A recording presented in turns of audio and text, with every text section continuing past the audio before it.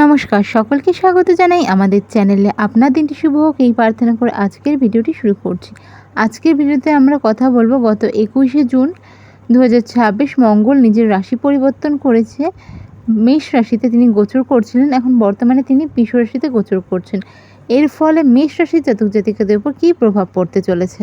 বৈদিক জ্যোতিষ গণনা অনুযায়ী মঙ্গল গ্রহ 21শে জুন 2026 তারিখে বৃষ রাশিতে প্রবেশ করছে এবং এটি 2 আগস্ট 2026 পর্যন্ত এই রাশিতেই অবস্থান করবে।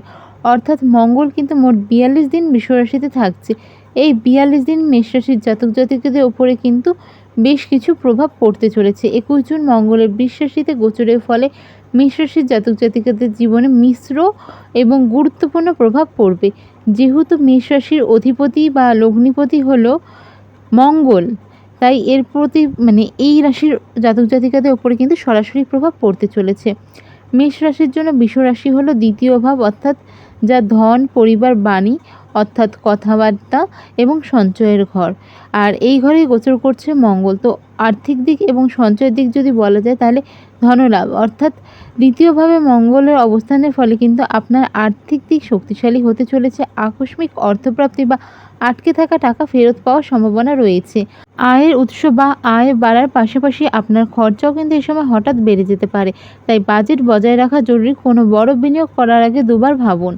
বাণী এবং আচরণের কথা যদি বলা যায়, অর্থাৎ কমিউনিকেশন উগ্রতা বৃদ্ধি পাবে।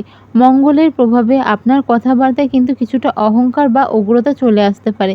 কর্মক্ষেত্রে বা পরিবারে কথা বলার সময় সংযম বজায় রাখুন, নাহলে অপ্রীতিকর পরিস্থিতি সৃষ্টি হতে পারে। স্পষ্টবাদিতা, আপনি খুব সোজাসাপটা কথা বলেন এবং বলতেও পছন্দ করেন এবং এই সময় কিন্তু ভীষণ রকম সোজা কথা বলার ফলে কিন্তু হয়তো কেউ আঘাত পেতে পারে, বা সোজা কথা সত্যি কথা বলার কারণে কিন্তু কখনো কখনো অন্যদের আঘাত করার সাথে সাথে হয়তো এমন কিছু বলে ফেলবেন যা হয়তো আপনার পরে মনে হতে পারে এভাবে বলা উচিত ছিল না। যদি পারিবারিক জীবন নিয়ে বলা যায়, সেক্ষেত্রে কিন্তু পরিবার বা আত্মীয়র সাথে কোনো সম্পত্তি বা কোনো বিষয় নিয়ে মতবিরোধ হতে পারে। বিশেষ করে ভাই বোনেদের সাথে সম্পর্কের ক্ষেত্রে কিন্তু ধৈর্য ধরতে হবে। প্রতিকূল পরিস্থিতিতে আপনার পরিবারের পাশে ঢাল হয়ে দাঁড়ানোর মতন একটা বড় এই সময় কিন্তু আপনার মধ্যে মানসিকতা থাকবে এবং তাদের আর্থিক সাহায্য করার বা মানসিকভাবে সাহায্য করার মতন একটা সিচুয়েশন আপনাদের জীবনে আসতে পারে। যারা ব্যবসার সাথে যুক্ত রয়েছেন তাদের জন্য সময় বলা যদি যায় তাহলে বলবো ভালোই থাকছে। কর্মক্ষেত্রে কঠিন পরিশ্রম, কর্মক্ষেত্রে আপনার শক্তির ঘর অর্থাৎ এনার্জি লেভেল কিন্তু খুব বেশি থাকবে। আপনি যে কোনো চ্যালেঞ্জ নিতে প্রস্তুত থাকবেন।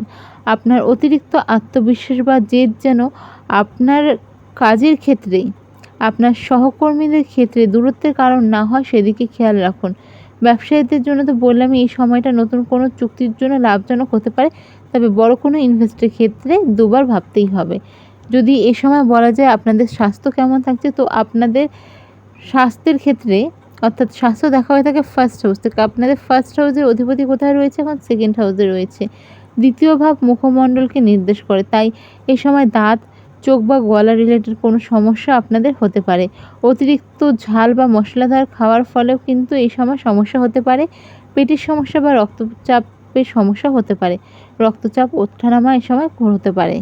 তো সেই ক্ষেত্রে সমগ্র মেষ রাশির জাতক জাতিকাদের বলবো যে এই 42 দিন যতদিন বৃষ রাশিতে থাকছে, জাতক জাতিকাদের ওপরে কিন্তু যেই জিনিসগুলো মেইন আপনাদের মাথায় রাখতে হবে সেটা হচ্ছে কথাবার্তায় সংযম, আর্থিক সচেতনতা। যেহেতু খরচের মাত্রা বাড়তে চলেছে, তাই উল্টোপাল্টা খরচ এ সময় করবেন না, তাহলে কিন্তু পকেটে শেষের দিকে টান পড়তে পারে বা কিছুদিন পর টান পড়তে পারে। সেভিংস খরচা হওয়ার সম্ভাবনা থাকছে। তো এই জিনিসগুলো কিন্তু আপনাদের অবশ্যই মাথায় রেখে চলতে হবে। এই সময় আপনাদের কি রেমেডি করা উচিত?